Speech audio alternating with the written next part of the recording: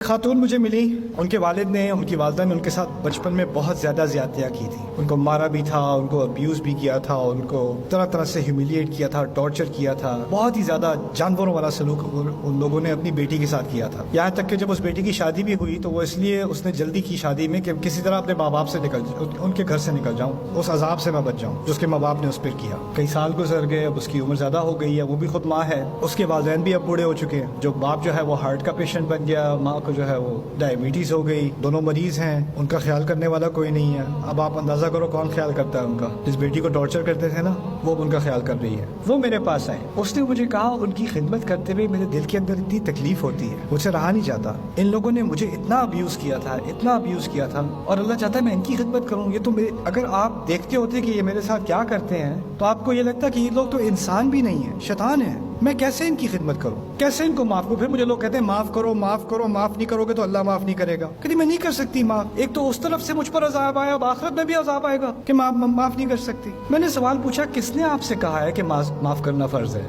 کہاں سے غلط فہمی ملی ہے آپ کو؟ وَلَمَنِ انتصر بَعْدَ ظُلْمِهِ فَأُولَٰئِكَ مَا عَلَيْهِم مِّن سَبِيلٍ. اگر کوئی اپنی مدد کرنے لگے، اگر انصاف کی طلب کرے، اس کو باقاعدہ ڈیمانڈ کرے، اس کے خلاف آپ کوئی کیس نہیں کر سکتے. اللہ تعالیٰ نے اس کی کھلی چھٹی دے دی. اور پھر بعد میں بھی یہ بھی کہا ہے فَمَنْ عَفَا وَأَصْلَحَ فَأَجْرُهُ عَلَى اللَّهِ. جو معاف کر دے اور ریکنسائل کر سکے، کر لے، اس کا اجر اللہ کے ہاتھ، اس کے اللہ کے ذمہ ہے. لیکن یہ کسی نے کوئی کنڈیشن نہیں ڈالی، لازمی ہے معاف کرنا. یہاں تک کہ یوسف علیہ السلام کے بیٹوں نے ان کو اتنا ٹارچر کیا تھا، اتنا ٹارچر کیا تھا، آپ کو شاید علم نہ ہو، ان کی بیویاں بھی اپنے سسر کی توہین کیا کرتی تھی، ان کے پوتے بھی اپنے دادا کی توہین کیا کرتے تھے. لولا ان تفندون میں اس بات کی طرف اشارہ ہے، یعنی صرف بیٹے ہی توہین نہیں کرتے تھے، ان ابانا لفی ضلال مبین انک فی ضلالک القدیم، بلکہ ان کا پورا گھرانہ ایک نبی کو جانتے ہوئے کہ وہ نبی ہیں کئی سالوں ان کی توہین کرتے رہے، وہ ٹارچر سے گزرے ہیں. اور بعد میں جب سارا معاملہ حل ہو گیا تو آتے ہیں ہمارے لیے بھی دعا کر دیں، یا ابت استغفر لنا. یہ کوئی آسان کام ہے؟ یہاں تک کہ نبی کے لیے بھی آسان نہیں ہے. اس نبی نے بھی کہہ دیا، یہ نہیں کہا اجل یا ای یا نعم، کہا سوف استغفر لکم ربی، کروں گا ذرا بعد میں، ابھی نہیں،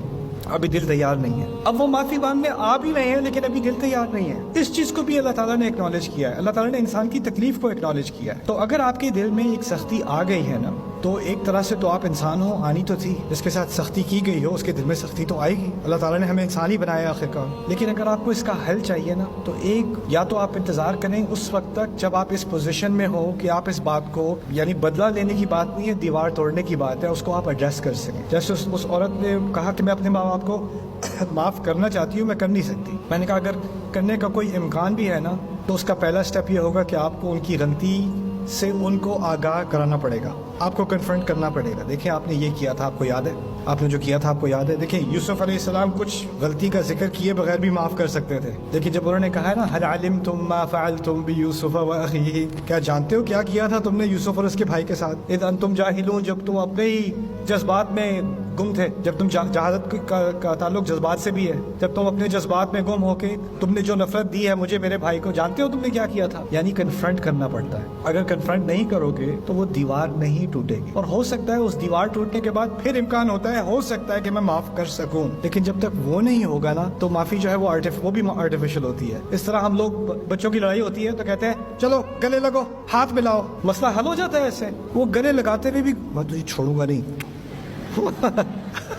لیکن دل میں تو بات رہ گئی نا. ہم اوپر سے مسئلہ حل کرتے ہیں، اندر کا مسئلہ حل نہیں کرتے. اندر کا مسئلہ تبھی حل ہوگا جب آپ کسی کو کنفرنٹ کرو گے. اور اگر آپ ابھی اس پوزیشن میں نہیں ہو کہ آپ کنفرنٹ کر سکو تو ابھی صبر کا مرحلہ ہے. کبھی کبھار یعقوب علیہ السلام کئی سال اس پوزیشن میں نہیں تھے کہ وہ اپنے بیٹوں کا سامنا کر سکیں اس طرح سے. اس وقت کہا تھا انما اشکو بثی وحزنی الی اللہ. تو جب وہ ایک وقت آ جاتا ہے پھر اس کے بعد اللہ تعالیٰ وہ دروازہ کھول دیتا ہے. میری دعا ہے کہ اللہ تعالیٰ آپ کے دلوں کو نرم کرے، اور جو جس تکلیف سے آپ گزرے ہو، شاید وہ پیرنٹس کی طرف سے آئی ہے، بچوں کی طرف سے آئی ہے، شاید وہ شوہر کی طرف سے آئی ہے، بیوی کی طرف سے آئی ہے، کسی کزن کی طرف سے آئی ہے، کسی کی طرف سے بھی ہے. ہوتے یہ ڈرامے گھر میں ہی ہیں، کسی غیر سے نہیں آتی تکلیف. جو دل کے قریب ہوتا ہے نا وہی تکلیف دے سکتا ہے. اسی لیے انبیاء کی زندگی میں جو سب سے بڑی مشکلیں تھی وہ گھر والوں کی تھی. باہر کی کسی دشمن کا مسئلہ نہیں تھا. یہاں تک کہ موسیٰ فرعون کے گھر میں ہی پلے بڑے ہیں، وہ بھی ایک طرح سے گھر والی بات تھی. تو یہ چیزیں جو آپ کی فیملی میں ہوتی ہیں، میری دعا ہے کہ اللہ تعالیٰ آپ کے دل کو وہ صلاحیت دے کہ آپ اس کا سامنا کر سکو انشاءاللہ.